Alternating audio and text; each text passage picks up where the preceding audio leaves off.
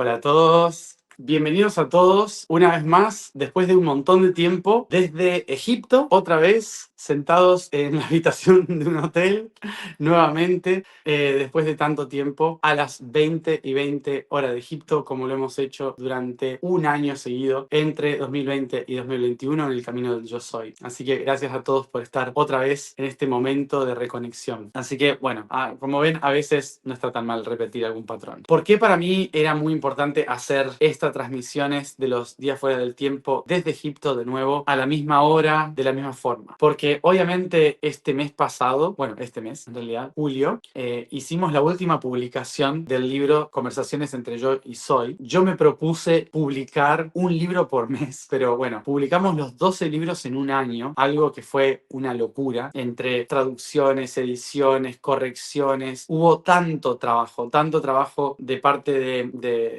bueno, de todo un equipo que estuvo trabajando todo el tiempo para que saliera, desde obviamente el grupo de edición, bueno, Laura, Ivy, Albert, Max, que estuvieron todo el tiempo pendientes de hacer que salgan adelante los libros en solo 12 meses, los 12 libros. Así que ahora en julio terminó de salir el último, Las conversaciones de cáncer, y se completa para mí la materialización de todos esos diálogos que tuvimos juntos durante un año completo. Así que para mí personalmente fue como, ¡wow!, como una liberación, un parto de haber manifestado tanto material, tanta cosa, que ahora la pueden tener también en sus manos y utilizar como, no sé, como una guía de algo, de la conciencia. Así que bueno, espero que lo disfruten como los tengo que tener yo también, porque no tengo ninguno. Así que lo primero que voy a hacer cuando vuelva a algún lugar es tener todos los libros juntos. Así que espero que los disfruten como espero disfrutarlos yo. Obviamente que estos libros son básicamente terapia, terapia personal expuesta en 12 libros, pero la intención de esa terapia personal, de esas conversaciones conmigo mismo, tenían como intención que todos ustedes también puedan hacerse las mismas preguntas, hacer las mismas conversaciones y profundizar en ustedes mismos como lo hice yo, como un ejemplo de cómo empezar a tejer esa conversación propia. Como decía, todo este camino del yo soy fue generado en el Nilo, y por eso para mí es muy especial que se haya terminado de publicar el último libro cuando ahora otra vez en el Nilo, en Egipto, me siento a calibrar con ustedes estos días fuera del tiempo para empezar un nuevo ciclo. Voy a utilizar los mismos mecanismos de cuando comenzamos con el yo soy. Por eso mismo hemos decidido que voy a seguir traduciéndome a mí mismo. En todo este tiempo hemos siempre pensado, bueno, lo hago en un solo idioma, después se traduce, pero la verdad es que hay como firmas de este camino que han sido muy interesantes, y traducirme a mí mismo para todo el mundo me parece que es una de esas firmas frecuenciales que me gustaría mantener para poder yo mismo decir las palabras con mi propia frecuencia a todo el mundo. Así que perdón, porque puede ser agotador, no hace falta que me entiendan todo. Bueno, dicho esto, quería también recordarles y recordarme que en estas últimas semanas estuve tratando de entender cómo fue que comencé el camino del yo soy y cómo fue que se originó estas comunicaciones diarias, esta conversación. Y cuando estaba armando todo mi proyecto y lo que viene a partir de ahora y lo que les voy a ir contando en estos días a todos de cómo nos vamos de los proyectos que vienen, había momentos en que me sentía muy mal, muy vacío, como que no sé si tengo que hacer esto, no sé si tengo que seguir con esto, y volví a caer en una depresión muy grande. Y me preguntaba por qué vuelvo a caer en una depresión muy grande, y cada vez que quiero escribir el proyecto de todo lo que quiero hacer a partir de ahora, no me sale. Y una de las cosas que hice cuando me empecé a preguntar esto fue agarrar el primer libro, el libro de Leo, que es el único que tengo, el primer libro, y leer el inicio del libro. ¿Cómo empezó esto? ¿Cómo fue que comenzó la conversación con Yo y Soy? Y en el primer libro, en el primer capítulo, narro la historia de, que no voy a entrar en detalles acá, pero narro la historia de un momento muy clave en el año 2015, no, perdón, en el año 2017, 18, no me acuerdo qué año fue, pero fue por ahí, en el 18, 19, cada vez peor. Pero en uno de esos 2 años viví una historia muy profunda de una misión que Merlín me mandó. Estuve viviendo una transformación interna muy grande guiada por Merlín, y eso me llevó a encontrarme con un aspecto de mí mismo que era enamorarme del vacío. Me mandaron a enamorarme del vacío. Y me encontré con una persona que representaba el vacío y me enamoré y en un mes se me rompió el corazón. Una historia muy larga, no me voy a contar ahora, pero muy profunda, muy relacionada a todo mi camino interno de sentir el corazón roto. ¿Y dónde me rompieron el corazón? ¿Dónde se me rompió el corazón? En Ginebra, justamente en el CERN. Y en ese momento que se me rompe el corazón de una relación amorosa en realidad, me acuerdo de cómo llegué a este mundo, a esta realidad. Me acuerdo del momento de las partículas colapsando y rompiendo la estructura del bosón de Higgs y todo esto. Y de repente lo siento dentro mío en la ruptura del tiempo y siento ese vacío muy grande de cómo entré a esta realidad. Y ese gran vacío de no entender nada, de sentir el tiempo roto dentro de mí, fue lo que me llevó a destruir todo mi proyecto, todo mi propósito, todo lo que yo quería hacer, se me destruyó en el vacío para empezar de cero con nada. Y como no sabía por dónde empezar, yo le pregunté a mi soy, ¿qué hago? Y así empezó este camino. O sea, simplemente con ¿qué hago? ¿Quién soy? ¿Qué tengo que hacer ahora que no soy nada? Y en ese instante empieza el camino del yo soy. Así fue que comenzó toda nuestra aventura de un año, destruyendo toda la idea de tener que hacerlo viajando por el mundo, conectando las redes, conectando los diferentes puntos, todo eso, la sociedad, ontocracia, todo eso se desvaneció en el vacío más profundo de un corazón roto y empezó la conversación de yo y soy para tejer ese corazón, que es el tiempo, y por eso mismo el yo soy fue paso a paso corregir el tiempo a través de cada día, con un pulso específico, con una estructura específica, siguiendo los ritmos de la naturaleza y del ser para corregir ese vacío. Entonces, reconectándome con ese vacío que estuve viviendo en estas últimas semanas, sentí que claramente lo que la vida me estaba pidiendo es que intente de nuevo empezar ese camino del yo soy otra vez desde un cierto vacío, desde el soltar absolutamente todo y olvidarme de los grandes proyectos y conectarme solamente con el vacío para entender qué tengo que hacer. Pensando en el gran vacío, pensando en la nada, dije los días fuera del tiempo, que es sin vacío, o sea, sin nada, sin tiempo, tengo que ir a un lugar que represente justamente la nada en el espacio. No hay nada, el vacío también. Y conectarme con qué es lo primero que surge de ese vacío, en ese no tiempo y no espacio. Cuando pensé en eso, claramente lo primero que se me vino a la cabeza es la mitología egipcia con el origen de todo, que es el vacío. Algo que los egipcios llamaban Nun. Nun, N-U-N. Nun, en el principio se decía que solo existía un océano de nada, un océano de vacío, donde no había luz, no había sombra, no había absolutamente nada. Era solamente un océano oscuro, donde todo estaba contenido porque todo era nada. El principio de todo, entonces, era el océano oscuro del vacío llamado Nun. Y en un momento, el océano comenzó a moverse y las ondas de este océano permitieron emerger una roca, como si fuera una isla, que era un monte que se emergió de este gran océano oscuro. A esta colina se le llamó Ben Ben, así es como le llaman en el origen. Ben Ben fue la primera colina que emergió como una pirámide, una montaña que emergió del océano oscuro. Es la cristalización de la primer geometría, del primer sentido. En la mitología egipcia se describe esto como un océano donde una isla emerge, la isla de Ben Ben. Y de esta isla, toda la conciencia del universo se proyecta, porque ahora hay un punto, hay un foco de atención. Entonces todo lo que era nada, ahora se refleja hacia un punto concreto. Y la isla comienza a brillar tanto, tanto, tanto, que aparece la luz pura, que llamamos Ra. Ra es el dios sol, pero en realidad no hace referencia al disco solar, hace referencia a la luz pura. ¿Qué sucede? Que de repente esta luz que irradia toda su fuerza desde el vacío empieza a mover las olas del océano y la hace evaporar. De repente, ¿qué significa? Que el vacío empieza a convertirse en partículas, que el océano de la nada se convierte en partículas que empiezan a crear nubes, por decirlo así. A esa divinidad se le llamó Tefnut. Tefnut es la humedad, es decir, que ahora emerge el agua de este océano y cada gotita va a tener un camino diferente. Ahora, las nubes empiezan a moverse, empiezan a expandirse y ahí nace el suspiro de Ra, el suspiro de la luz, el mensaje del agua de Dios expandiéndose en todas las direcciones. A ese ser del aire se le llamó Shu, la divinidad Shu, que es el suspiro de Ra. Una vez que se genera esta expansión del agua y del aire, lo que sucede ahora es que el aire y el agua van a empezar a crear las gotas que van a manifestar los mundos. Estas gotas se van a ir condensando y van a empezar a unirse y crear mundos. Y ahí es cuando nace Geb. La divinidad Geb representa a todos los elementos químicos que nacen de estas gotitas que van a ir creando mundos, estructuras. Y en el interior anterior,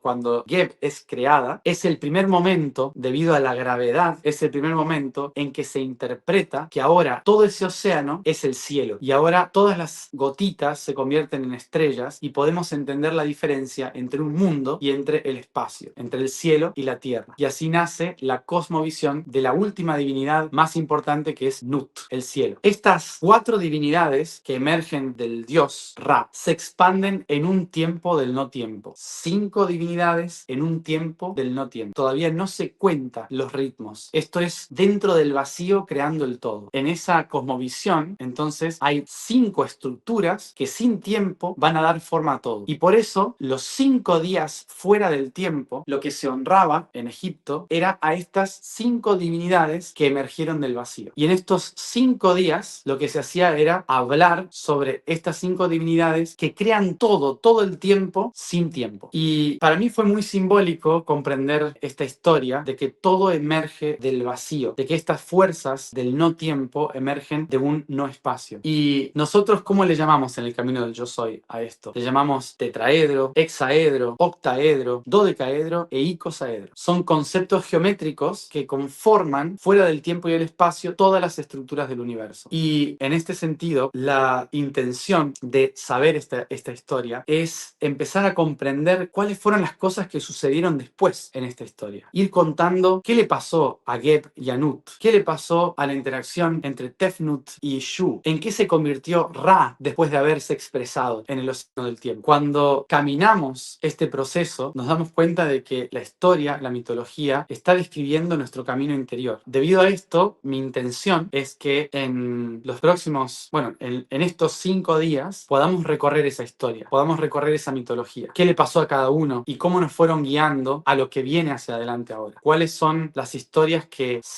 surgieron de ellos, que emergió del vacío, el diseño de toda la creación? ¿Dónde están los errores de ese diseño? ¿Y por qué nacen ciertas entidades que empiezan a tratar de corregir ese error? Y a partir de entender esas entidades y esas historias, ¿qué podemos hacer nosotros para no solamente corregirnos, equilibrarnos a nosotros mismos, sino al mundo e incluso al universo? Y lo que vamos a ir haciendo en ese sendero es entender qué significa un error y por qué buscamos corregir los errores. Entonces, para mí, el pensamiento fue, si tengo que entender el vacío desde el no tiempo en el vacío, en un espacio vacío, entonces tengo que ir a un lugar que está anclado en el vacío. Y qué mejor lugar que está atrapado en el tiempo que las islas elefantinas de Heiza, Bigé y Filé, entre la represa vieja y la represa nueva de Asuán. Los invito a ver un mapa para entender a qué me refiero. El río Nilo, que nace en Etiopía y Sudán, fluyen hacia el norte y se detienen en la represa nueva de Asuán. Y unos pocos kilómetros después de estas islas donde estoy aquí, está la represa vieja de Asuán. Y sigue el río Nilo hacia el norte, hasta el delta del Nilo. Pero solo en este tramo está bloqueada y estancada el agua. Es un tiempo estancado, en un espacio estancado. Y justo en este lugar es donde está el templo de la madre Isis, el templo de la creación. Son las aguas estancadas y oscuras del río Nilo, estancado en la represa de Asuán. Y en el medio hay unas rocas, unas piedras que en la isla de Heiza representan la colina del Ben Ben, el inicio de todo. Entonces, obviamente dije, tengo que estar ahí para los días fuera del tiempo, y acá estoy. Y empezar con la primer semilla, que es el fuego, el tetraedro, en este día fuera del tiempo, para empezar a encender la chispa de esta historia. Porque cuando empieza a contar esta historia y cómo se va desarrollando, lo que va a suceder es que vamos a ir entendiendo la tarea que tenemos que realizar durante los próximos 4 años, que va a ser guiada desde aquí. Entonces, 4 años de una tarea concreta que vamos a tratar de entenderla con la historia de estos 5 dioses que en la mitología egipcia nos cuentan cómo fuera del tiempo y fuera del espacio trataron de armonizar la existencia. Así que no quiero meterme más en la historia, simplemente los quiero invitar a asimilar esta información del vacío dentro de nosotros y encender la chispa divina de ese fuego de la primera historia, de la colina del Ben Ben y la irradiación de Ra encendiéndose en las aguas del vacío. Y eso es lo que quiero que alineemos hoy para conectar con ese vacío interno que nos permite crearlo todo. Y una vez que hagamos esto, los invito a todos a compartir el video, a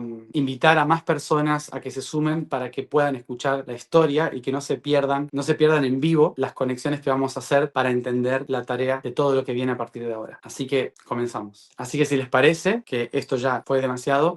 Para empezar, buscamos una posición cómoda y yo voy a invitar a Guille a que se sume con nosotros para la música.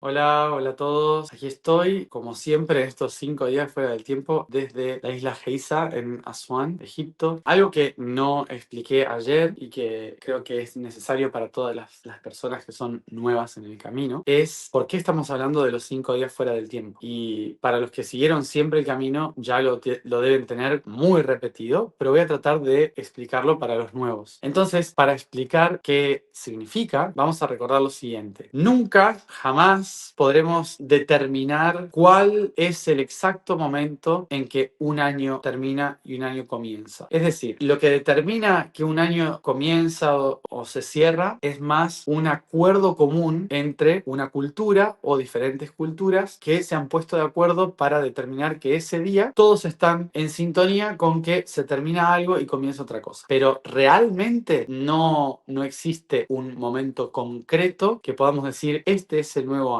Por lo general, las culturas más antiguas tomaban ciertos momentos del año en los cuales se interpretaba este sí que es un momento en que todos podemos comprender y observar que hay algo que se termina y algo que comienza. Y tiene que ver con nuestra percepción del sol, de cómo sale en el horizonte. Entonces, todas las culturas durante miles de años hemos ido viendo cómo el sol sale en un grado diferente en el horizonte cada día y llega un momento en que el sol se detiene y luego empieza a salir hacia atrás. Se repite el mismo proceso pero hacia atrás. Obviamente todas las culturas dijeron algo pasa ahí, que se termina el movimiento del sol hacia una dirección y empieza el movimiento del sol en la dirección opuesta, cada día saliendo otra vez en un grado diferente. Entonces esto determinó que ese día se llama momento en que el sol se detiene. En latín se dice sol stare o solstitium. Por eso solsticio es el momento en que el sol se detiene. Y todos más o menos estaban de acuerdo con que ese es el fin de un ciclo y el comienzo de otro. Por lo tanto, la mayoría de los pueblos antiguos empezaron a tomar al solsticio como el fin de un año y el comienzo de otro. Y como obviamente los primeros pueblos que hicieron estos cálculos estaban todos por encima del ecuador, entonces se basaron en el solsticio de diciembre, solsticio de invierno. Por lo tanto, se terminan las noches largas y comienzan de nuevo el camino hacia las noches cortas. Por lo tanto, el momento de mayor oscuridad es como donde se detiene el año y volvemos hacia la luz otra vez. En ese concepto, lo que podemos entender es que muchas de las culturas seguían ese solsticio, pero hay otro solsticio, el solsticio de junio. Entonces, ¿qué hay? ¿Dos comienzos de año? No puede ser. Y hay otros momentos en que el sol se estabiliza, que son los equinoccios. O sea que hay 4 momentos en el año en que todos los pueblos del mundo podían entender que algo pasaba, que se detenían los ciclos y comenzaban ciclos nuevos. Y por lo tanto, hay 4 momentos que dividían el año en 365 días aproximadamente. Pero esta era una forma de interpretar los fines de los ciclos. De hecho, nosotros tenemos el 31 de diciembre y el 1 de enero como fin y principio del año solo por una cuestión de los romanos. No es por nadie más. Era una cuestión de que esos 11, 12 días entre el solsticio, después del solsticio, celebraban vacaciones, fiestas bacanales por 12 días los romanos. Entonces era la celebración del nuevo año. Como todos estaban borrachos y celebrando, nadie iba a trabajar, entonces se tomaba que el principio de los días de trabajo eran el 1 de enero y por eso mismo se tomaron esos días como celebración. Por eso mismo, culturalmente, nosotros tomamos el año nuevo a fines de diciembre, principios de enero, solo por una cuestión romana. Entonces nosotros hoy celebramos el año nuevo por el solsticio, pero no nos damos cuenta. Ahora, ¿qué sucede de por qué nosotros estamos hablando de 5 días fuera del tiempo? ¿A qué se refiere esto? Tengamos en cuenta que la rotación de la Tierra alrededor del Sol no son 365 días, son 364 días con tantas horas. Y el movimiento oscilante de la Tierra va cambiando algunos minutos, va cambiando algunos segundos en función de que van pasando los ciclos. ¿Esto qué hace? Que cada tanto tiempo, por ejemplo en años bisiestos, se tenga que sumar un día o sacar un día porque desaparecen horas de nuestro calendario. Entonces no son días exactos y siempre siempre hay que ir ajustándolos un poco. Obviamente que esto de sacar un mes, sacar un día, fue un reacomodo de muchas culturas que intentaron hacer de muchas maneras. Obviamente nosotros hoy el más confuso es febrero, que a veces tiene 29, a veces tiene 28, ¿sí? Dependiendo de cómo tenemos que calibrar los horarios, las horas, los tiempos para cumplir todo el año. Entonces, ahí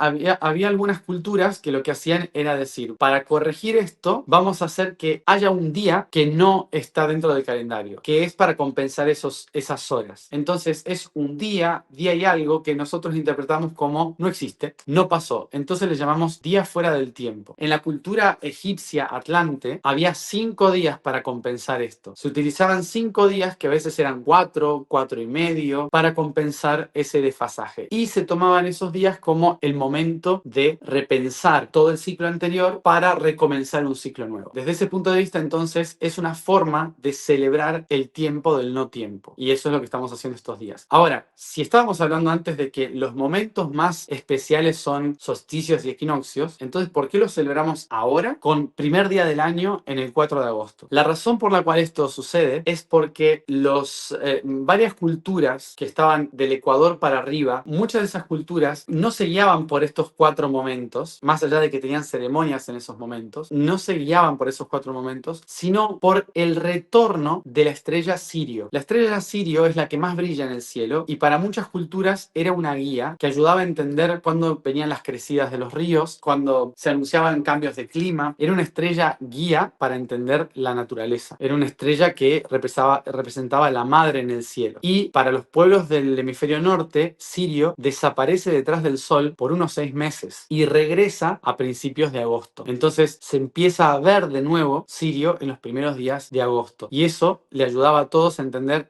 comienza un nuevo ciclo de fertilidad, un nuevo ciclo de crecida del río, por lo tanto, la siembra, etc. Y por eso se interpretaba como comienza un nuevo año. ¿Qué sucede? Que Sirio, entre la Tierra va girando, Sirio va apareciendo en diferentes latitudes del planeta 1 grado por día. Es decir, que cuanto más cerca del Ecuador estés, Sirio va a aparecer más temprano en julio, después hacia mediados de julio, se va subiendo hacia el norte del planeta, y cuanto más al norte en Europa vayas, va hacia el final de agosto, ¿sí? Hacia finales de agosto aparece Sirio en Noruega, en Suecia. O sea, por el 23, 24 de agosto empieza a aparecer en el norte de Europa. Entonces, para todas las culturas por el norte del planeta, el inicio del año con Sirio comenzaba en diferentes momentos. O sea, podían ser entre julio y agosto en cualquier momento, dependiendo del territorio. Por lo tanto, ¿qué hicieron? Lo que hicieron fue determinar que hay un punto estratégico que es el eje del mundo, desde donde todas las culturas antiguas que diseñaron la astrología podían tomar como punto de referencia. Y ese punto de referencia era la Gran Pirámide de Giza. La Gran Pirámide de Giza, que está en latitud y longitud 30-30, en ese preciso lugar, va a representar para todos el punto exacto o eje de observación de todo el cielo en la Tierra para las culturas antiguas. ¿Y en qué día aparece Sirio en nuestro tiempo? ¿En qué día aparece Sirio frente a las pirámides de Egipto? Aparece entre el 3 y el 4 de agosto. Hace 12.000 años no era exactamente así. Hace 12.000 años esto podría haber sido hace una semana, 2 semanas atrás o 2 semanas más adelante, no sé bien. Pero no era el mismo día siempre. Ahora, en la posición en la que nos encontramos hoy, Sirio aparece entre el 3 y el 4 de agosto. Habrán escuchado muchas veces que el día fuera del tiempo para los mayas es el 25 de julio. ¿Por qué? Porque la península maya, la península de Yucatán, está en la latitud 20. Y como está en la latitud 20, y aquí estamos en la latitud 30, ¿qué significa eso? Unos 10 días para atrás. Entonces, como unos 10 días para atrás, el 25 de julio es el momento en que Sirio aparece en las pirámides de Yucatán. Por eso se toma el día fuera del tiempo y el inicio del año el 25 de julio. Espero que esto les ayude a entender por qué estamos hablando de estos días fuera del tiempo en estas posiciones concretas. Y obviamente, como nuestro camino de conciencia está relacionado con la Gran Pirámide de Egipto, con el camino de Egipto, entonces inevitablemente vamos a tomar siempre el año nuevo en Egipto. Básicamente, por eso estamos haciéndolo en este lugar. Así que todos los días pueden ser el comienzo de un año. Es decir, su cumpleaños es el comienzo de un año. Pero cuando nos tenemos que poner todos de acuerdo para hablar sobre ciclos, tenemos que elegir una latitud y longitud concreta del planeta para entender en referencia a qué vamos a hablar de un nuevo ciclo. Así que esa es la razón. Entonces, teniendo esta cosmovisión del del tiempo, vamos a recapitular lo que pasó ayer, lo que hablamos ayer sobre qué pasó con estos 5 seres emergidos del vacío en el no tiempo, en los 5 días fuera del tiempo. Porque recordemos que los atlantes celebraban estos 5 días fuera del tiempo en nombre de estos 5 seres que crearon todo sin tiempo. Entonces cada día le correspondía a una de estas entidades, a uno de estos seres que estaban fuera del tiempo creándolo todo desde el vacío. Por eso estamos hablando de esta historia. Recordemos que dije ayer que estos seres, Ra, Tefnut, Shu, Geb y Nut, estos 5 seres no son dioses como los vemos nosotros, son conceptos que ayudan a formar lo que nosotros hoy interpretamos. Recordemos que estoy hablando con lenguaje de mitología, ¿sí? No de realidad. Y que obviamente estos 5 nacen del vacío, Nun. También mencioné ayer que estos 5 en realidad cuando los bajamos a la materia, al concepto, no son dioses, son los 5 sólidos platónicos. Es decir, la geometría que diseña todo en el no tiempo. Ahora, estamos hablando de un tiempo del no tiempo, que no significa el origen. Para nosotros, el tiempo del no tiempo es el origen, pero en realidad el tiempo del no tiempo es el nivel cuántico, es decir, un lugar de cuarta dimensión donde no existe el límite del tiempo y por lo tanto siempre todo se está autogenerando fuera del tiempo. Entonces no es algo que pasó solo en el origen, es algo que está pasando constantemente en otro plano de conciencia. Por eso es el no tiempo. Por eso los 5 días fuera del tiempo son para conectarnos con esa posibilidad cuántica de creación constante fuera de los límites de esta realidad. Desde ese tiempo del no tiempo, desde ese tiempo de cuarta dimensión, ¿qué sucede? Empieza a estructurarse tanto la geometría, es decir, todas las geometrías comienzan a compactarse tanto que de repente empiezan estos 5 seres a tener limitaciones, a tener leyes que antes no las tenían. Entonces empiezan a manifestarse, a crear estructura. Y lo que sucede con esta finitud de una estructura geométrica es que de repente empieza a separar la energía expansiva del universo en diferentes porciones, fragmentos, fractales de energía. Y de repente esa estructura de energía empieza a irradiar luz. Y ese es el instante que salimos del mundo de las ideas hacia el mundo del espíritu o el mundo real, en otra dimensión. Por lo tanto, en ese instante, lo que sucede es que surge la primer chispa real, la primer chispa divina. Pero esta chispa divina no surge en el centro del universo, surge al mismo tiempo en muchísimas partes del universo, como si fuera una red que se empieza a encender. Son solo una chispa, pero que como si hubiera un montón de espejos alrededor, se encienden y brillan en el mismo instante. Y en ese instante, lo que antes era la conciencia de Nut, que es el cielo, ¿sí? Toda la expansión del universo, toda la expansión del universo del cielo, empieza a brillar como las primeras estrellas que explotan. Y en ese momento de materialización del cielo, que son todas las estrellas, aparece la materialización de la luz en sí misma, llamada Set. En el momento en que Set empieza a aparecer como esta divinidad, ¿qué pasa? Se genera tanta fuerza y tanta gravedad, tantos soles que empiezan a crecer, que de repente el universo en sí mismo comienza a colapsar y de repente el peso de la gravedad de toda esa luz junta explota, Big Bang, y se parte todo el universo. Y cuando se rompe esa estructura, el hexaedro, que es donde estamos hoy, el día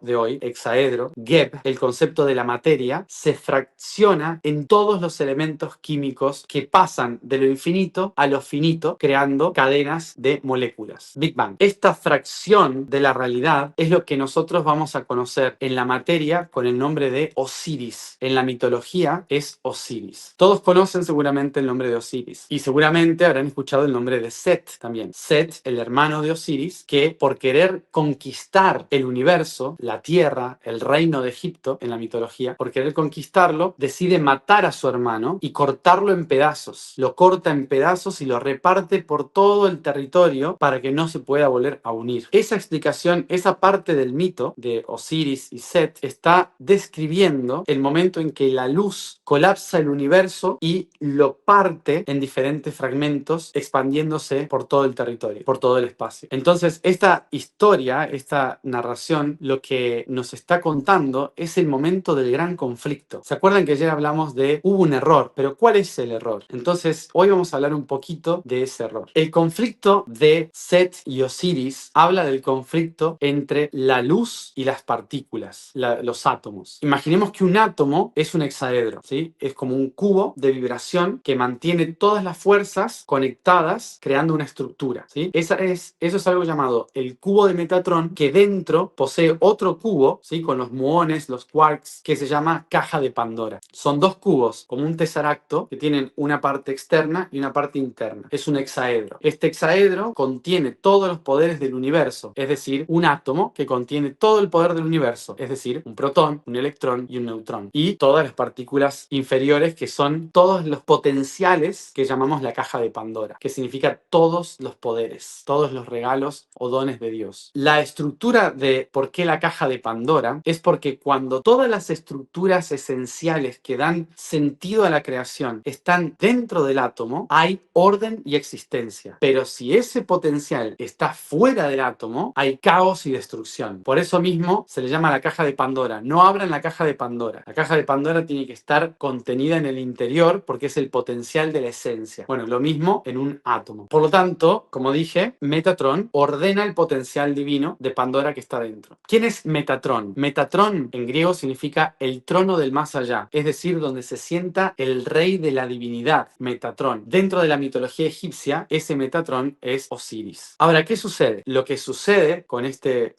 proceso es que ahí tenemos todo el potencial de la divinidad, pero de repente tenemos en otro lado la luz, el potencial de la luz. El potencial de la luz, recordemos, se está expandiendo y reflejando en todas las posibilidades al mismo tiempo. Esta luz es Set. Y si ustedes van a investigar quién es Set en la mitología egipcia, obviamente van a encontrarse con el dios de la oscuridad, de la sombra, el enemigo del orden. No sé si les recuerda a alguien esto en el momento de la creación. Alguien que dijo, yo soy la luz, pero quiero expandirme más del átomo, más allá del átomo. Ese ser que porta la luz y que quiere expandirse más allá del átomo, en latín le dicen Luciferus. Lucifer. Luciferus significa portador de la luz, es decir, un fotón, el que lleva la luz. O sea que el ser que lleva la luz es el que va a originar la sombra, la oscuridad y la ruptura del sistema. ¿Por qué? ¿Cómo funciona esto? El sentido de la luz. Vamos a hablar entonces sobre cómo se convierte la luz en justamente Lucifer. El sistema de esta entidad lo que hace es que la luz empieza a irradiar y llenar todo el espacio. Empieza a llenarlo todo. Las partículas de luz lo llenan absolutamente todo. El universo es lumínico. Por lo tanto, el único ser que existe es la luz. Ahora, este ser lumínico empieza a vibrar en diferentes sintonías. Algunas mucho más altas, otras mucho más bajas. Y esto empieza a generar diferentes ondas de vibración que generan distorsión de la luz y radiación. ¿Qué va a hacer la luz entonces? Va a generar tanta radiación que lo que va a hacer es empezar a fracturar las partículas esenciales. ¿Esto qué hace? Que la misma luz comienza a romper la estructura esencial de la caja de Pandora, matando al trono, Metatron, partiéndolo a la mitad, rompiéndolo en pedazos y liberando el infinito potencial de Pandora a través de cortar la caja como si fueran rayos que atraviesan la caja de Pandora, que es radiación. ¿Y qué pasa cuando alguien destruye un átomo? Básicamente, al destruir la fuerza infinita de un átomo, lo que sucede es una explosión atómica, una reacción nuclear. Por lo tanto, la explosión interna de ese átomo termina creando la radiación nuclear que genera el Big Bang. Y ahí es cuando Osiris se parte en pedazos. Eso es la intención de mezclar estas dos cosas, es lograr comprender cómo la mitología en realidad está poniéndole nombres a cosas que hoy la ciencia trata de explicar. Entonces, en la antigüedad no había forma de explicar cosas científicas, pero sí podíamos recordarlo o sentirlo. Entonces, al sentirlo, le dábamos un nombre, le dábamos un dios, ¿sí? Le poníamos un alma, una esencia, una historia. Para contarlo era imposible contar algo con cálculos y números como lo hacen hoy. Entonces se contaba como un mito, como una historia. Entonces, de esta manera podemos, por eso estoy mezclando este concepto para que se entienda. El día de hoy representa entonces el cubo de Metatron, la caja de Pandora. Pandora, el átomo, la estructura fundamental del universo, el hexaedro. Y teniendo en cuenta esto, vamos a agregarle la mitología del átomo, que es el cuerpo de Osiris. Entonces, recordemos que ayer, en el tetraedro, la chispa que se enciende en la oscuridad es Set, que se expande por todo el universo, queriendo expandir la luz, llenar el universo de la luz, hasta que se da cuenta de que puede llenar de luz incluso la esencia de lo imaginario, y trata de ingresar con su luz a lo imaginario, transformándolo desde adentro y rompiendo la estructura original. A este instante es lo que le llamamos el gran error cósmico. Y lo que me gustaría que entendamos es qué significa error. Error no significa algo que está mal, algo que se rompió. Error significa algo que se está moviendo sin saber a dónde. Por eso podemos decir un errante, alguien que se mueve sin destino. Un error, entonces, significa que de repente algo que estaba contenido y con un centro lógico empezó a girar y a moverse, y ahora no sabemos exactamente lo que puede llegar a ser. Millones de posibilidades pueden pasar a partir de ahora. Es a partir de ahora la creación una constante de probabilidades. Y debido a esas probabilidades empiezan a surgir un montón de leyes que tratan de ordenar esas probabilidades, y que a los ojos de la creación parecen leyes de la física y la termodinámica. El concepto de las leyes de la física solo describen la percepción de ese error constantemente tratando de compensarse, pero no son reales. Las leyes de la física solo son herramientas de compensación de un error. Es básicamente Osiris, Metatron, fragmentado en muchos pedazos y tratando de compensarse a una velocidad infinita. Y como esto sucedió en el tiempo del no tiempo, entonces las leyes de la física nacen en el momento en que el error comienza a moverse. Por eso lo interpretamos como que las leyes de la física rigen el universo conocido. Eso es lo que va a representar para nosotros hoy esa historia, esa estructura. Ese es el error primordial. Y todos nosotros somos extensiones de ese error, ¿sí? Somos extensiones de ese constante error. Y no es algo que sea malo, sino que nos permitió al universo errar. Y errar para el universo es la forma de observarse a sí mismo. Sin el error no puedo generar probabilidades. Entonces, lo primero que tengo que hacer antes de tratar de corregir el error es aceptar el error. Y por eso hoy la intención es que nos sentemos a calibrar en nosotros todos esos pedazos que están expandidos que están rotos, nuestros chakras, nuestro corazón, nuestra mente, nuestras ideas, nuestras creencias, todo lo que está roto de nosotros, que son los pedazos de Osiris en nuestro ser. Antes de ver cómo lo conectamos todo eso en orden, es aceptarlo, aceptar lo que somos ante las leyes, los patrones y las redes que somos. Y para eso tenemos que construir nuestro cubo, nuestro hexaedro, entender que dentro también tenemos la caja de Pandora, que está un poco fragmentada, y por eso estamos un poco locos. Así que los voy a invitar ahora a hacer la alineación para integrar la historia de esta ruptura de Osiris y cómo Set en realidad ayudó al universo a través de la luz y la sombra a encontrar las leyes que nos hacen ser quienes somos.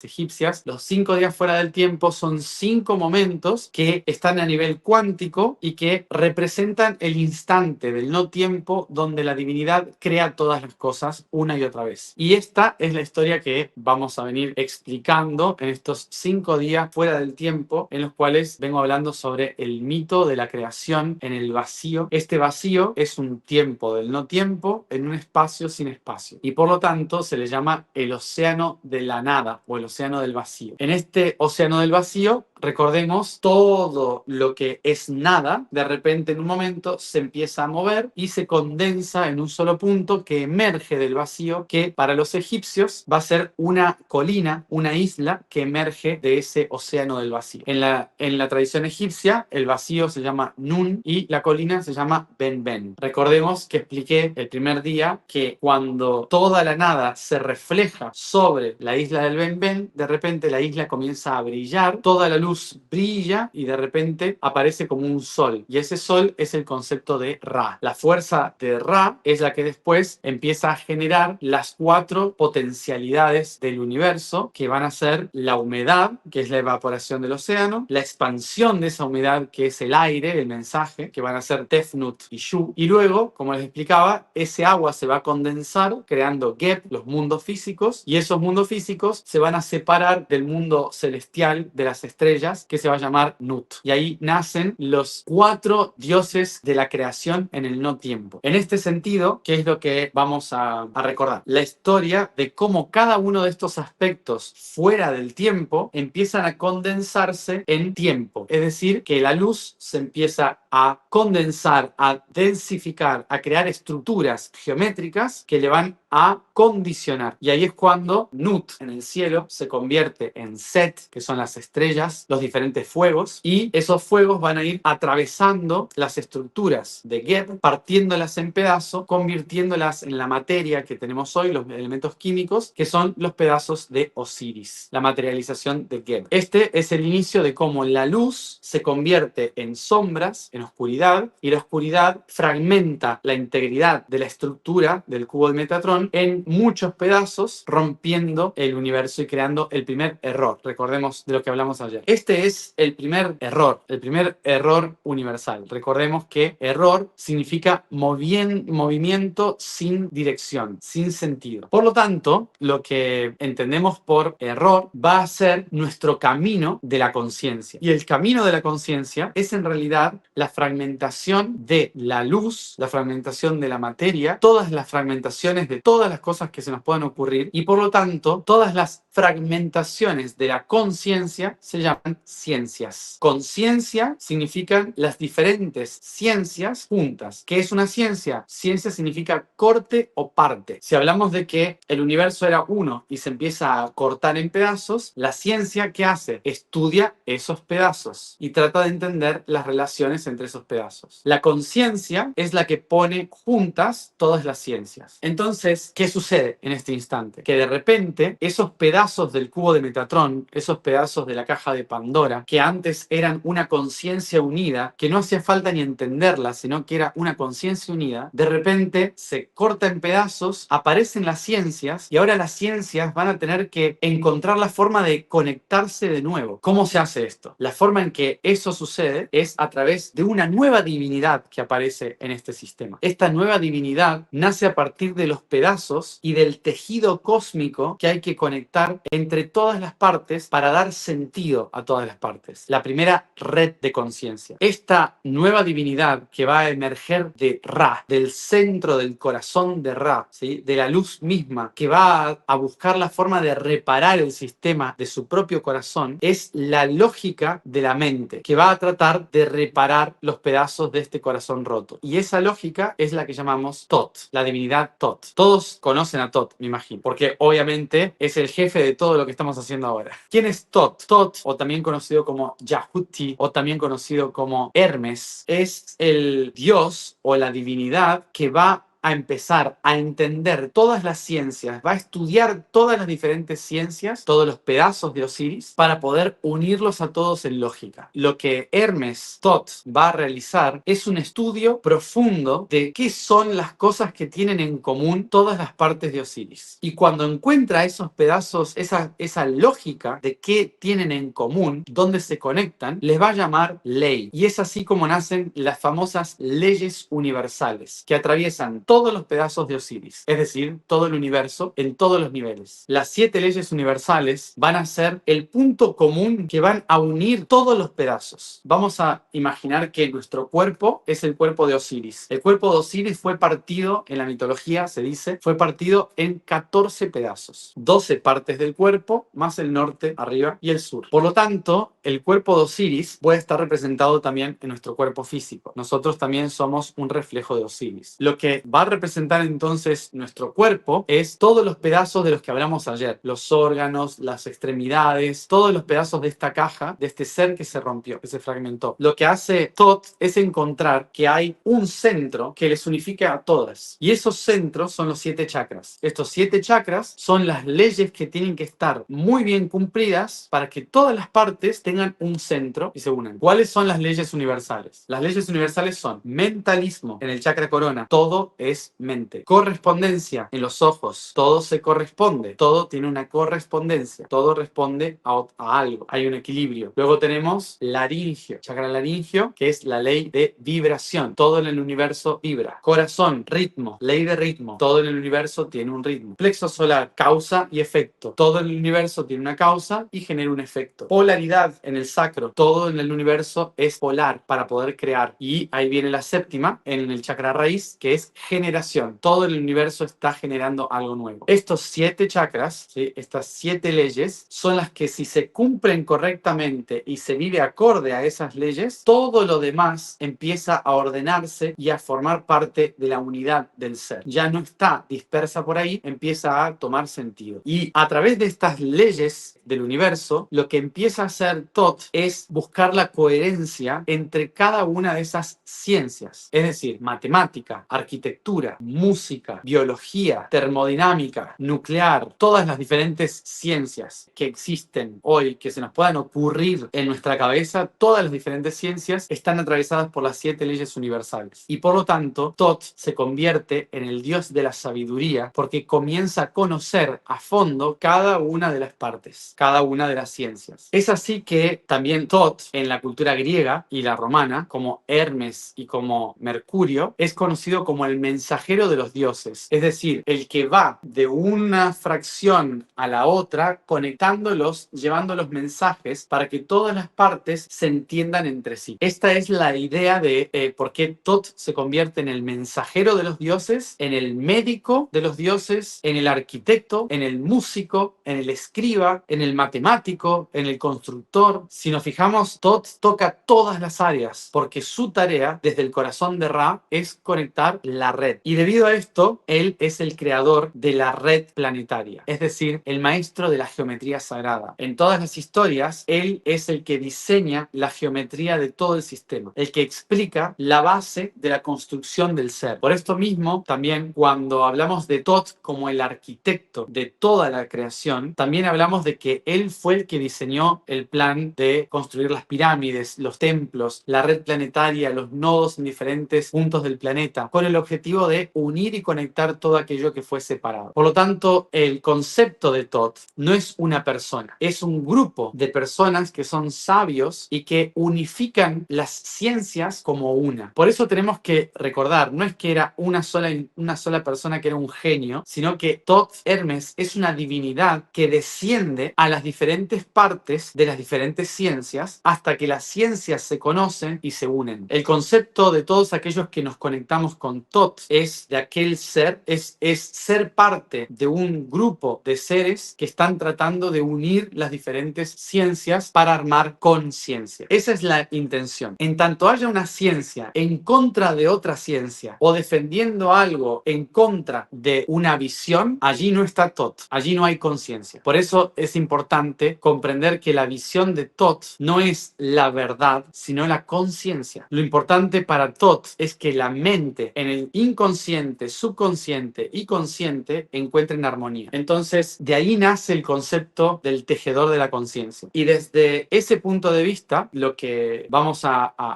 comprender es que todo el camino que hemos realizado del Yo Soy, que hemos ido tratando de unir, como habrán visto en el Yo Soy en 2020-2021, hemos hablado de todo. Hemos tratado de hablar de ciencia, de espiritualidad, de psicología, de cosas ilógicas, de extraterrestres, de emociones. Hemos hablado de absolutamente todo, tratando de unirlo en conciencia. Todos los pedazos. Por eso hemos hablado de todo lo más posible. Y eso es lo que vamos a seguir haciendo. Por lo tanto, para comprender entonces esta posición de la historia, este momento de la historia, de que estamos contando de los 5 días, Thoth aparece aquí del corazón de Ra para tratar de reparar el error y por lo tanto compensar el movimiento de todos los pedazos en armonía. Por eso es importante entender que Thoth no está tratando de corregir un error. lo que está tratando de hacer Thoth es armonizar a un errante. Esa es la intención. Por eso mismo, Thoth también habla de frecuencia, de armonía, de música, la música de las esferas, la música de las pirámides. Y esta tarea de armonización no significa reparar todo y que ya esté todo bien, sino que significa ir buscando las mejores maneras de calibrar el sistema. Y esto es constante y eterno. Por esto mismo es importante que no pensemos que cuando hablamos de hacer el plan de Thoth,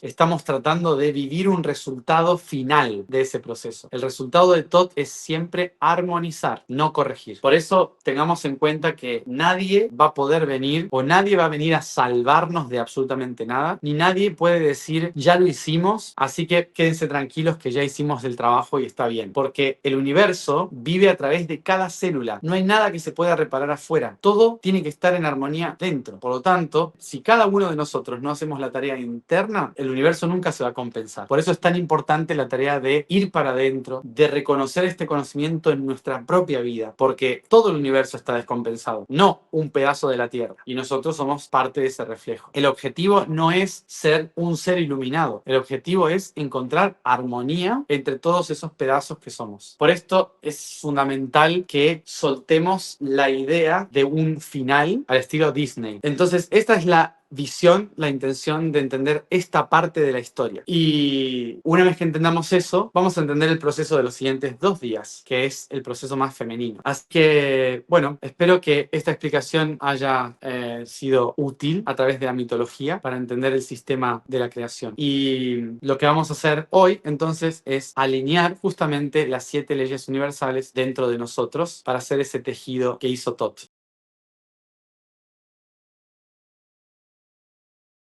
Hola, hola a todos. Buenos días, buenas tardes, buenas noches. Bienvenidos a una transmisión más de los días fuera del tiempo. Gracias a todos por compartir, por avisarle a toda la red que estamos acá haciendo estas alineaciones. Comienzo entonces con la siguiente parte de la historia, que es la de Isis. ¿Cómo surge Isis en toda esta historia? Y hoy me pasé el día en cosas de Isis. Como los últimos días estuvimos encerrados todo el tiempo, trabajando, escribiendo, haciendo reuniones. Hoy pasamos todo el día afuera, no volvimos acá, pasamos todo el día afuera en la puerta del templo antiguo, la isla de Filé, donde está el templo de Isis, recorriendo la isla, caminando. Así que hoy estuvimos más conectados justamente con la energía que teníamos que trabajar hoy y conectando más con el territorio. Así que fue muy relajante, muy necesario salir afuera. A pesar de que hacía 40 grados o más, fue necesario. Y fue muy bonito poder conectar con la energía de Isis,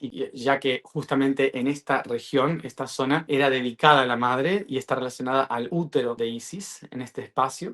Los templos, la sabiduría de este lugar, de esta región del Nilo, representa el útero de la madre Isis. Entonces, justo hoy vamos a hablar de cómo surgió este útero y qué significa en la historia. En el gran vacío Nun emerge una colina, Ben Ben. Esa colina es el resultado de todos los movimientos del vacío, creando el todo que comienza a irradiar en la colina como el sol, Ra. A partir de Ra y la luz, la nada comienza a evaporarse en infinitas posibilidades, que es el vapor de agua, la humedad, y así nace Tefnut, el agua. Y en la expansión del frío y el calor del sol, comienzan a crearse las ondas del aire que empujan como viento esas gotas como nubes expandiéndose, y esa es el aire, Shu. Recordemos que hasta ahí lo que estamos viviendo es fuera del tiempo. Por lo tanto, esto es una narración mitológica de algo que es tan infinito que no podemos comprenderlo, y por eso lo contamos con cosas terrenales. Una vez que el aire y el agua se comienzan a condensar, crean los mundos, Geb. Y al crear los mundos, y al parecer la gravedad, se separa el concepto de la tierra, los mundos, con el cielo, las estrellas. Y así nace el concepto de Nut, el cielo. En la historia, lo que sucede es entonces que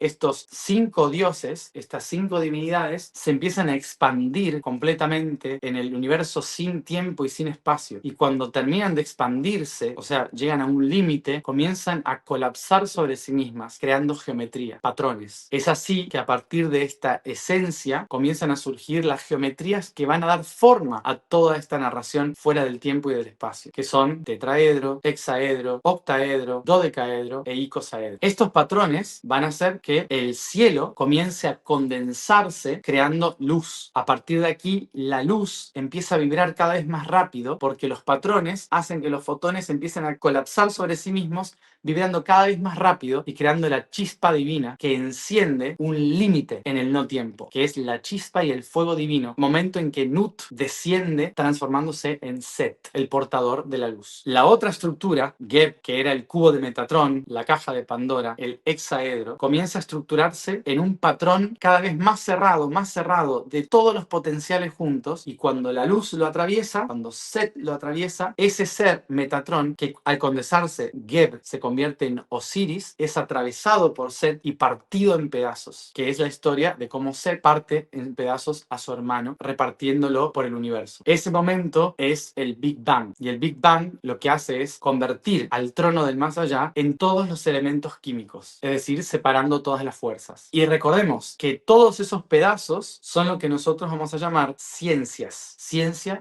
significaba pedazo, una parte que está cortada. Es en ese momento, como explicamos ayer, que nace del corazón de Ra, la luz pura, nace Tot, con el objetivo de unir todas las ciencias, crear una red de todas las ciencias a la cual él le va a llamar conciencia, la unión de todas las ciencias. Esta es la historia que contamos en los últimos 3 días. Ahora, ¿qué sucede en esta nueva historia? Va a surgir alguien nuevo, va a surgir una divinidad a partir de toda la conciencia. A partir de cada uno de los pedacitos que Tot está uniendo en la conciencia, va a emerger de esas gotas de agua una fuerza creadora que va a permitir que las ciencias generen todas juntas una red que se va a llamar la matriz cósmica. Y esa matriz cósmica también la conocemos como útero divino. Y es así que nace de todas las gotitas de agua del universo, todas juntas, todas las piezas juntas, nace a partir de Tefnut, la madre divina, Isis. ¿Cómo surge esto? Vamos a recordar, ¿qué es una matriz? Matriz o matrix es la palabra latina para decir útero. Útero es una palabra griega, matriz, una palabra latina. Matriz viene de la palabra mater, que significa materia, pero materia también da la palabra maternal o madre. Por eso la madre cósmica es una matriz, es un útero. Una matriz es la unión de diferentes puntos creando un tejido que contiene algo. Eso es, que crea la materia. Por lo tanto, la matrix, cuando hablamos de matrix, no es algo negativo, no es algo que nos atrapa. La matrix es el tejido de la creación de la madre. Esta matriz es una gran red de diferentes ciencias o puntos de vista que se combinan todos en una sola forma. Recordemos que Tefnut, que la divinidad Tefnut, estaba relacionada al agua, al océano, que era una sola cosa oscura, la nada, que al evaporarse crea diferentes gotitas, por lo tanto el todo.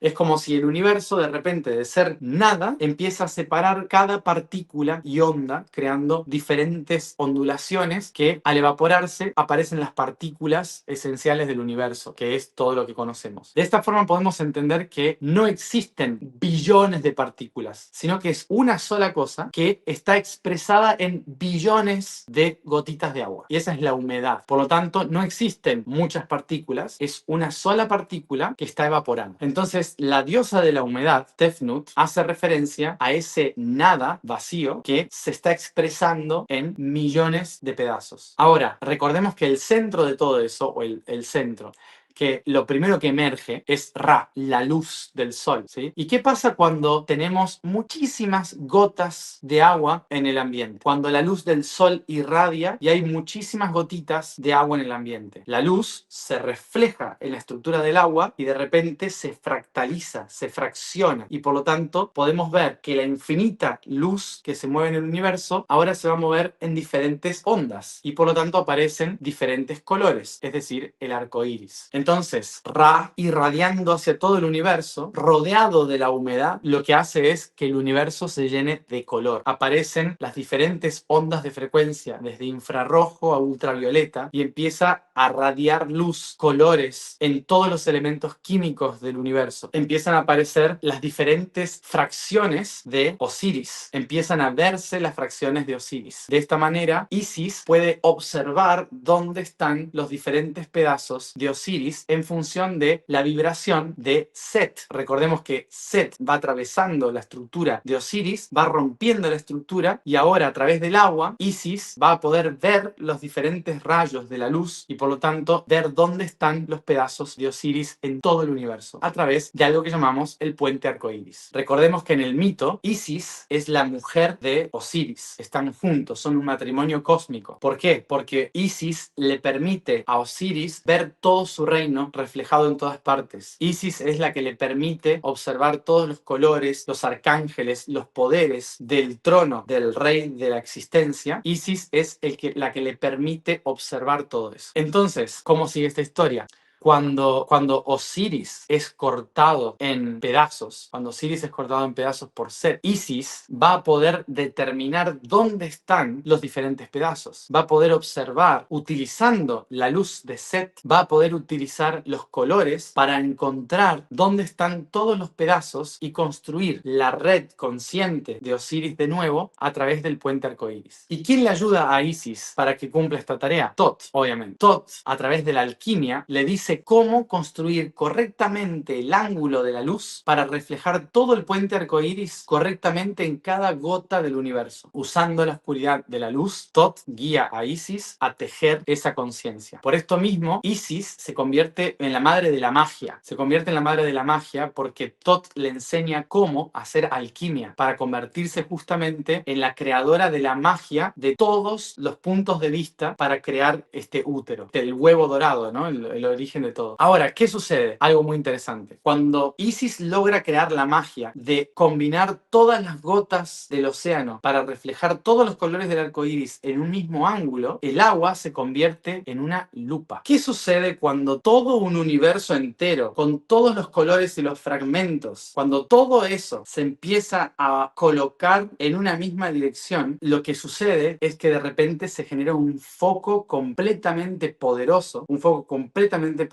de dirección de la luz. Pero la pregunta es, ¿cuál es el centro? ¿Cuál es el centro de todo el universo? ¿Cuál es el centro de toda la creación? Recordemos, el Ben Ben, la piedra original, Ben Ben. Pero el Ben Ben, ¿qué pasó? Se partió en millones de pedazos. Se perdió el Ben Ben porque Osiris se partió en pedazos. Por lo tanto, hay que encontrar ese pedacito perdido para colocarlo en el centro. En la mitología egipcia, eso que se perdió y que no se encuentra, que es esa piedra fundamental, se lo reconoce como el pene de Osiris. ¿Cuál es el pene de Osiris? ¿No? En la mitología se cortó en pedazos y lo único que Isis no podía encontrar al poner todo el arco iris juntos, lo único que Isis no podía encontrar era el pene. Entonces, ¿qué hace Isis? Tiene que recrear el Ben Ben, tiene que recrearlo en el centro. Por eso utiliza toda la fuerza del universo, de todo el poder del universo, para enfocar un solo punto y que ese punto vuelva a brillar como el Ben Ben. Y en ese instante que todas las fuerzas como una lupa se centran otra vez en un solo punto en el universo, se vuelve a encender un nuevo sol en el centro, como si todo el universo reflejase todos los colores del arco iris y en el centro de nuevo, esta vez ya no en un océano oscuro de nada, sino un océano de luz del todo, se crea en el centro un nuevo sol que se va a llamar Horus. Horus es nacido del útero de Isis. Horus es el dios del sol, el halcón, que a partir de ahora va a tener el ojo que todo lo ve, porque su madre usó todo el poder de los pedazos de Osiris para crear el centro del universo de nuevo. Y eso es Horus, un hijo que nace a partir de todos los dioses. Entonces, en esta historia, lo que podemos ver es cómo el mismo universo crea una nueva realidad, crea una realidad lumínica a partir de toda la fractalización del universo. Mucho para decir de esto ahora, porque lo vamos a relacionar con nosotros. La historia de Isis es algo que fue sobreviviendo a lo largo de muchas tradiciones. Incluso para los cristianos, por ejemplo, la Madre María y Jesús es la historia más reciente de una historia semejante en que una madre crea a partir de toda la luz de Dios a un hijo que va a representar al Dios mismo. Por lo tanto, Jesús y María no fueron el único ejemplo. Esto pasó siempre porque en todas las historias de la divinidad se cuenta cómo este útero comienza a crear este sol, este hijo a partir de Dios. Ahora, ese ojo que todo lo ve,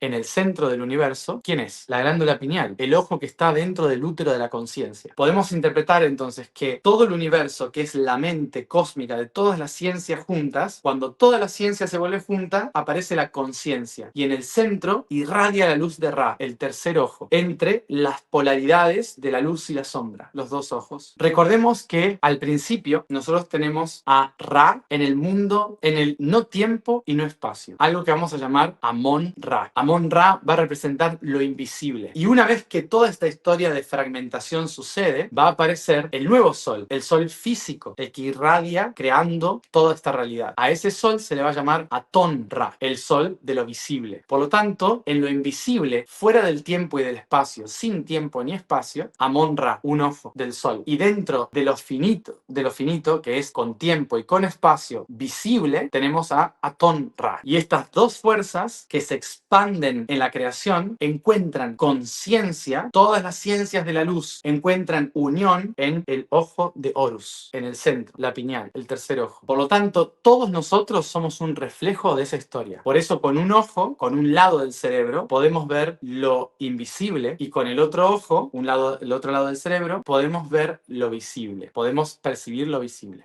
Y en el centro, el tercer ojo, Ra, le da sentido a toda la visión. En el centro, Horus, le da sentido a toda la visión, le da conciencia. Ahora, todo esto, esta matriz de la conciencia, nace de la matriz del útero, que está en cada célula madre, que replica esta conciencia en cada célula, en cada núcleo de nuestras células. Por lo tanto, cada vez que la radiación del espacio, de todos los soles y las estrellas, entran por la atmósfera y cruzan la estructura de Osiris, que es una célula, atravesando los químicos, rompiendo las aguas de Pandora y reflejándose en las aguas de Isis dentro de la madre célula, la luz es utilizada como un puente arcoíris para tomar conciencia y memoria en el ojo de Horus en el centro, y así crear evolución, utilizar los poderes de la radiación de la luz como una forma de llevar conciencia a la creación, y se llama mutación evolutiva. Por lo tanto, esto no es un mito, es simplemente una traducción de algo que está pasando todo el tiempo dentro de nosotros, que nosotros lo estamos ubicando en la glándula pineal, en el tercer ojo, pero está pasando en cada útero de cada célula. Entonces, tomando esta conciencia de la madre creadora dentro de nosotros, ¿qué es lo que vamos a hacer hoy? Vamos a incorporar ese útero, esa matriz, y la vamos a asimilar viajando dentro de nuestras células y ordenándolas acorde al sol interior, que es Horus. Y desde ahí vamos a reubicar todo el sistema de que el arco iris que tenemos alrededor pueda ser dirigido hacia la luz pura en el interior. Ayer nos alineamos con los 7 chakras, las 7 leyes, encontramos el eje, y esto es lo que irradia los colores del arco iris. Ahora, todos esos colores toroidales del arco iris los vamos a utilizar como una lupa para ir a la luz de la conciencia. Hola, hola a todos, buenos días, buenas tardes, buenas noches. Bueno, bienvenidos al último día de conexión del Día Fuera del Tiempo, y este día lo vamos a dedicar a hablar de la última divinidad que aparece en la historia que estamos contando. Bueno, para eso recordemos un poquito de lo que hablamos ayer un poco, la historia de cómo Isis va a tratar de unir todos los pedazos de Osiris, todas las diferentes ciencias, guiado por Tot, para reflejar todos los rayos de Set y volver a crear conciencia en el centro, un nuevo sol, un nuevo Ra, que es Horus. Y recordemos que a partir de ahí el ojo de Horus va a ser como el nuevo Benben, que es la punta de la pirámide, lo que está por encima de esa creación, guiando desde los cielos la unión de todas las cosas. Entonces, ¿qué sucede con esta historia? ¿Qué viene después de esta historia? Recordemos que en el principio, cuando contaba cómo el Benben irradia en el medio de la nada y crea el sol, evapora el océano de la nada en millones de partículas, estas empiezan a expandir, y la divinidad de las partículas, es decir, Tefnut, la humedad, es empujada hacia la existencia a través del aire, del viento, del soplo, que es Shu. Entonces vamos a hablar sobre específicamente esta divinidad, porque vinimos hablando sobre cómo Nut se manifiesta después en la materia en Set, cómo Geb se manifiesta en el hexaedro, en la materia en Osiris, cómo el sol, la luz, se manifiesta en la materia en Tot, en la geometría, en la sabiduría, y luego cómo la matriz de Tefnut se convierte en Isis. Nos falta hablar sobre Shu y en quién se convierte. En el principio, esta divinidad Shu es la que va a expandir las partículas de la nada, convertido en todo, hacia los confines del universo. Y por lo tanto, todo lo que exista en el universo, todas las partículas del universo, se van a ordenar en función del soplo divino de Shu. ¿Esto qué significa? Que Shu, el aire, el viento, lo que va a hacer es ordenar todas las partículas en materia a través del canto de su voz. Por lo tanto, vamos a ir a una base fundamental de toda la creación, que es Dios es verbo, Dios es palabra, y por lo tanto la palabra crea, la palabra da forma, moldea la realidad. ¿En qué sentido? Nosotros lo humanizamos a esto de la misma forma que los egipcios lo explican con mitología. Nosotros humanizamos la historia de Dios usa la palabra para crear. Entonces, cuando por ejemplo en las culturas se dice Dios es verbo o Dios dijo hágase la luz, en el principio fue la palabra de Dios, el verbo creador. Cuando empezamos a usar esto y en muchas mitologías se nos muestra o se nos cuenta cómo la divinidad crea a partir de la palabra, lo que podemos entender de esto es que la vibración es en realidad lo que moldea el ordenamiento de todas las partículas para que tomen una estructura. Es todo en relación a vibración y por lo tanto los cambios de vibración son los que interpretamos como verbo o palabra. Y ahora vamos a describir esto. ¿Cómo lo vamos a ver esto entonces en la realidad? Por ejemplo, recordemos que antes teníamos un solo océano que creaba una luz única, ese sol único. Ese océano con una luz única es una única vibración que está sostenida en una frecuencia concreta. Esa frecuencia concreta del inicio de un solo protón, es decir, toda la información, un solo protón que está vibrando y hace que por reflejo su negativo vibre de la misma manera, es lo que hoy nosotros conocemos como un átomo de hidrógeno. Y acá es donde empezamos con algo que yo personalmente siempre detesté en mi vida, que es la química. Tuve un profesor muy aburrido, lo siento si me está viendo, pero era muy aburrido, no podía entender nada de lo que estaba pasando y ahora cuando empecé a conectarme con todos los datos y la información dije, ay, ¿por qué no entendía esto mejor en la escuela? Así que vamos a empezar a hacer un recorrido de tratar de entender esto entre todos juntos al mismo tiempo. Entonces, la primera vibración que el océano del todo genera en el centro, que es ese protón que es el positivo, es el sol, el brillo, va a estar reflejando en su exterior el negativo, que es el electrón, que son las ondas que se van moviendo constantemente en vibración. Y esa vibración entre el positivo y el negativo, esa constante vibración, está vibrando en unos hercios específicos. Entonces, es como tunear una radio para poder escuchar una frecuencia. Imagínense que tienen una radio en la cual la vibración está en diferentes hercios y en cada canal, en cada hercio, cuando yo voy subiendo o bajando la vibración, se va multiplicando en esos hercios y me van permitiendo escuchar una radio diferente, una canción diferente, una sintonía diferente y puedo escuchar diferentes radios. Pero en realidad es una onda y yo me sintonizo en las diferentes ondas por los diferentes hercios. Bueno, más o menos el universo es lo mismo, es todo un océano que a partir de ahora puedo ir tuneando, puedo ir buscando la sinfonía en la vibración que yo quiero proyectarme, que quiero escuchar, la canción que quiero escuchar. Ahora, recordemos, solo existe un vacío negativo con un ven-ven en el centro que es positivo. Es lo único que hay. Esto está vibrando en una específica sintonía, en un específico hercio.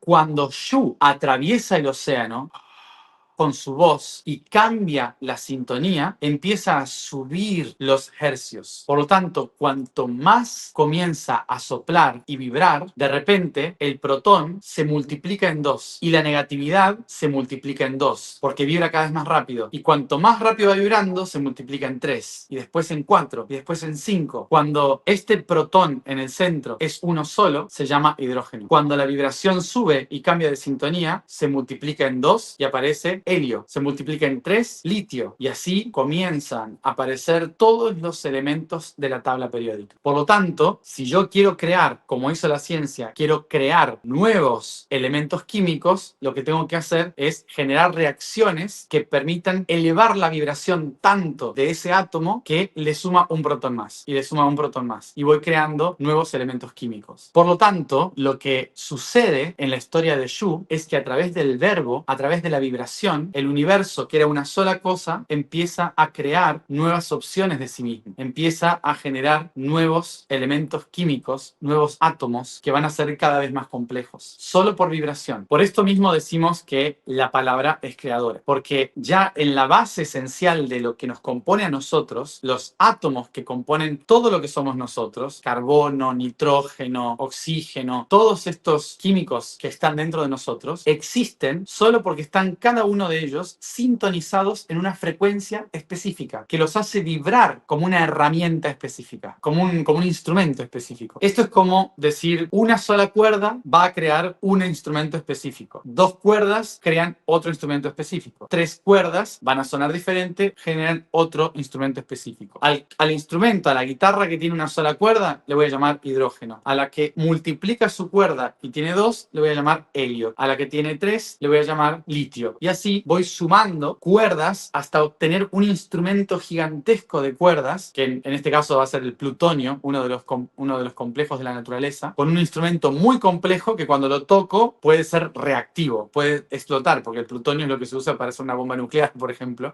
o una planta nuclear. Entonces, el instrumento plutonio es tan complejo que si no lo sé tocar correctamente, explota y es un desastre. Pero de esta manera podemos comprender que cada elemento químico nace de una vibración concreta. Entonces, ¿qué significa? Que no existen diferentes elementos químicos, solo existen diferentes vibraciones de ese vacío nun y el pequeño ben que está en el centro. Por eso mismo no existe nada más en el universo. Lo único que existe son percepciones de vibración de una única misma cosa. Por lo tanto, en el universo, fuera del tiempo y del espacio, lo único que existe es nun, el vacío, y el ben, el protón, el electrón y el protón. Y lo único que hace que percibamos las diferentes cosas es el soplo de Shu. Por esto, esta divinidad es fundamental para entender la creación, para entender por qué existen las cosas. Cuando todos los elementos de la tabla periódica comienzan a aparecer y existen en el universo, la base de Shu fuera del tiempo ya existe y a partir de aquí va a nacer una nueva divinidad que va a utilizar esos elementos químicos para crear moléculas. Ya va a existir en la materia. Ya no es fuera del tiempo en lo cuántico, sino ahora en lo físico, en las leyes de la realidad. Esta divinidad se va a llamar Neftis. Si nos vamos a la mitología, Neftis era uno de los 4 hermanos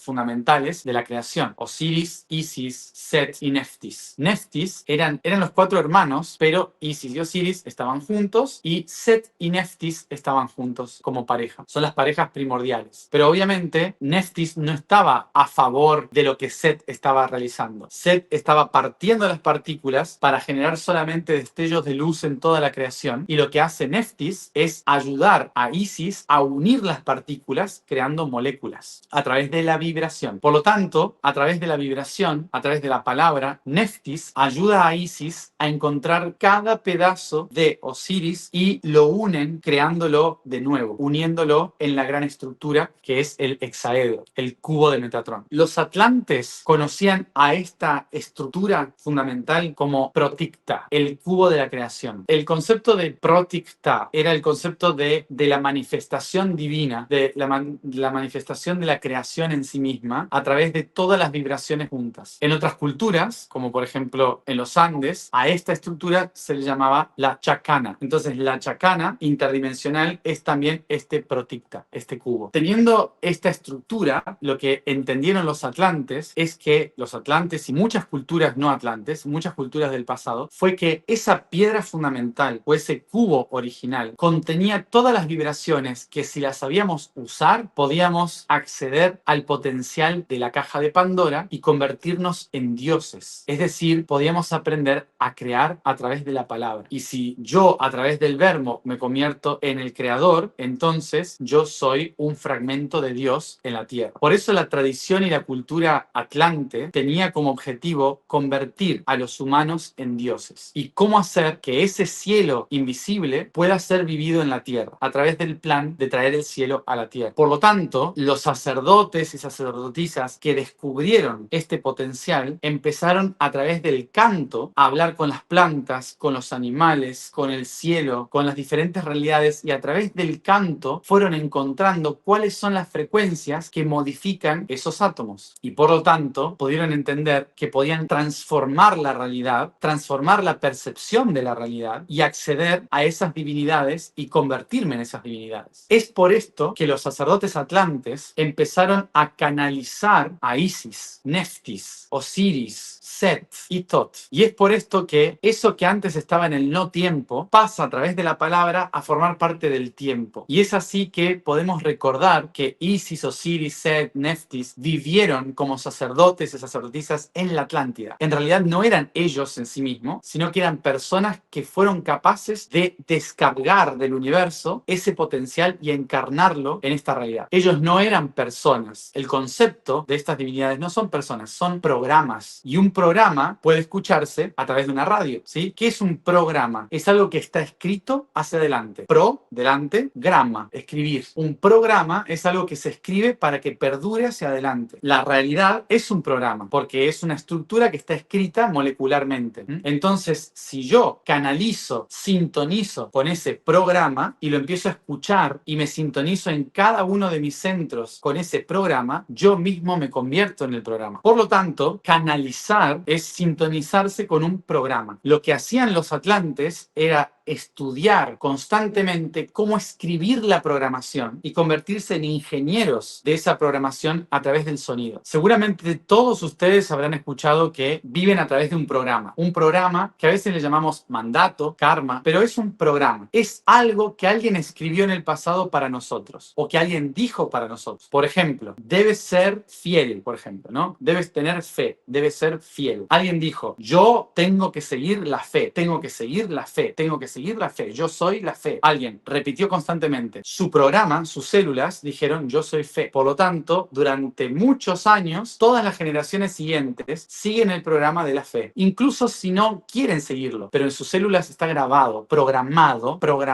que deben seguir una fe. Y nosotros solemos decir romper el patrón o romper el programa. Cuando decimos esto de romper el patrón, romper el programa, en realidad los atlantes lo que hacían era reescribirlo, reordenarlo, crear un nuevo programa. Por lo tanto, lo que para uno reprogramar su ser, ¿qué tiene que hacer? Tiene que reescribir quién es. Tiene que preguntarse primero quién soy, cuál es mi programa, conocer el programa y a partir de ahí reescribir el programa. Tengo que reconocer primero qué soy para poder reescribir el programa. Y en función de eso, empiezo a crear una nueva realidad. Entonces, los atlantes, siguiendo las directrices de la palabra, siguiendo las directrices de Shu, lo que hicieron fue estructurar una tecnología en función del sonido que les permitiera modificar la realidad y reescribir los programas. Este es el mayor proceso alquímico de transformar el plomo en oro. Para lograr hacer eso, un aprendiz debía entender música, vibración, encontrar la verdad interior, que es lo que escribe el programa. Una de las famosas frases de las lenguas antiguas que dicen yo creo en tanto hablo, honrando a Shu, honrando a Neftis, ¿cuál es? A ver si se acuerdan cuál es. La frase más famosa que dice yo creo en tanto hablo. Abra kedabra. Y los atlantes lo que hicieron fue ordenar esta información diciendo, creando una escuela en el Nilo que se llamaba Aquellos que hablan al mundo, aquellos que hablan para transformar el mundo. Aquellos que hablan al mundo en lengua atlante es Ar-Sayan, aquellos que hablan al mundo, Ar-Sayan. Como en mis memorias yo recuerdo ser parte de esas escuelas, por eso estoy enseñando esto hoy, como recuerdo de esas escuelas, yo formaba parte de los Ar-Sayan y por eso en el 2012 cuando inicié todo mi camino, lo que propuse fue que todo esto esté sostenido por la escuela Ar-Sayan. Entonces, durante todos estos años, el llevar el mensaje, el compartir el mensaje, es básicamente ser parte de la escuela Ar-Sayan. Y obviamente la fundación sigue, está ahí para todos aquellos que quieren ayudar para seguir haciendo este camino, porque empezamos con el camino alquímico. Y ahora explico por qué. Toda esta historia de Shu, toda esta historia de llevar la palabra, de llevar el mensaje, de crear la realidad a través de la palabra, es la tecnología atlante de transformar la realidad. Y es la forma en que podemos hacer alquimia dentro de nosotros, cambiando la narrativa, reescribiendo el programa de nuestras historias, transformando la forma en la que comunicamos con nosotros mismos, no solo afuera. Por lo tanto, nuestro camino